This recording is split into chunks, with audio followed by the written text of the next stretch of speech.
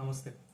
మనం రియల్ ఎస్టేట్లో ఇన్వెస్ట్ చేసేటప్పుడు మనం ఎప్పుడు ల్యాండ్కి మనం ఎంత ప్రైస్ పే చేస్తున్నామో అన్న దానిపైనే ఉంటాము. అయితే ఇది కాకుండా మనము చాలాసార్లు అన్ఎక్స్పెక్టెడ్గా ఇంకా ఎక్కువ డబ్బులు ఖర్చు పెట్టాల్సి వస్తుంది.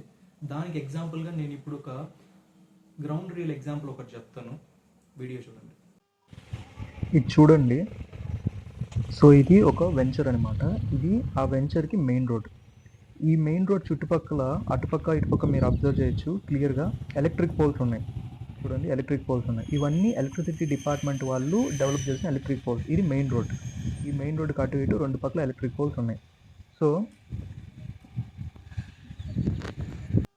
ఇది వెంచర్ లోపలికి అనమాట. ఇది ఎంట్రన్స్.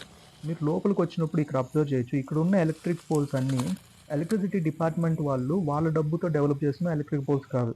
ఇవన్నీ వెంచర్ లోపల ప్లాట్స్ పైన ఇన్వెస్ట్ చేసిన వాళ్ళు వాళ్ళ డబ్బుతో వాళ్ళు సొంతంగా పెట్టుకున్న ఎలక్ట్రిక్ పోల్స్ అనమాట. సో ఇప్పుడు ఇక్కడ చూడండి, మీకు వీడియోలో ఇది పోల్ నెంబర్ 1.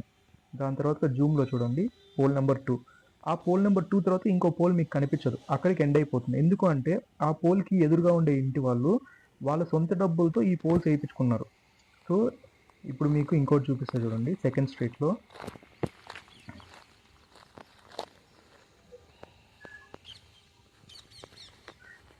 మీకు ఇక్కడ కనిపిస్తుంది పోల్ నెంబర్ 1. ఓకే, దాని తర్వాత కెమెరాలు pole number 2, pole number 3. Pole number 3 తర్వాత మళ్ళీ ఇంకో పోల్ ఉండదు, అక్కడ ఇల్లు ఉంటుంది. సో ఈ వెంచర్లో ఫస్ట్ ఇల్లు కట్టింది వీళ్ళు అనమాట. నేను వీళ్ళతో వచ్చి మాట్లాడినప్పుడు వాళ్ళు చెప్పారు, ఇప్పుడు ఈ ఇంటికిను మెయిన్ రోడ్కి ఆల్మోస్ట్ 150 మీటర్స్ ఉంటుంది. సో వీళ్ళు ఈ 150 మీటర్స్ మెయిన్ పోల్స్ నుంచి, అంటే ఎలక్ట్రిసిటీ డిపార్ట్మెంట్ వాళ్ళ పోల్ నుంచి వాళ్ళ ఇంటికి ఎలక్ట్రిసిటీ రావడానికి 6 ఎక్స్ట్రా పోల్స్ వేసుకున్నారు. ఈచ్ పోల్కి 25,000 రూపీస్ చలానా కట్టారు. అది కాకుండా లేబర్ ఛార్జెస్ ఇలా ఎక్స్ట్రా ఛార్జెస్ కట్టారు. సో వాళ్ళ ఇంటికి ఎలక్ట్రిసిటీ తెచ్చుకోవడానికి 2 lakhs ఆల్మోస్ట్ ఎక్స్ట్రా ఖర్చు పెట్టారు. ఇది కొంచెం బెటర్గా అర్థమవడానికి నేను రఫ్గా ఒక స్కెచ్ చేశాను, ఇంకొకసారి చెప్తాను.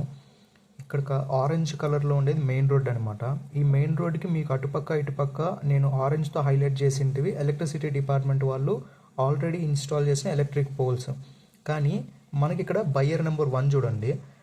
మెయిన్ రోడ్ నుంచి బయ్యర్ నెంబర్ 1 ఇంటికి, అంటే ఆయనకున్న ప్లాట్కి ఆల్మోస్ట్ మనకి 150 మీటర్స్ డిస్టెన్స్ ఉంది.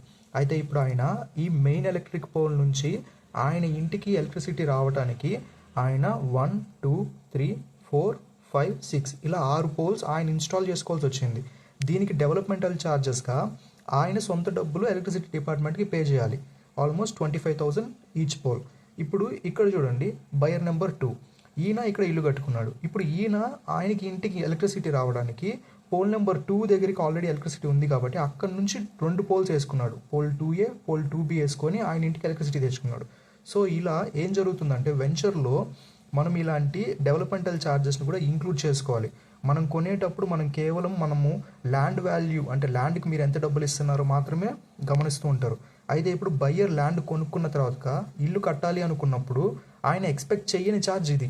ఇలా ఎలక్ట్రిసిటీకి ఆయనకి 2 lakhs అవుతుంది అని ఆయన ఎప్పుడు ఎక్స్పెక్ట్ చేయలేదు. సో మనము ఇది కూడా గ్రహించి ఇది కూడా తెలుసుకొని మనం ఇన్వెస్ట్ చేయాల్సి ఉంటుంది. Thank you.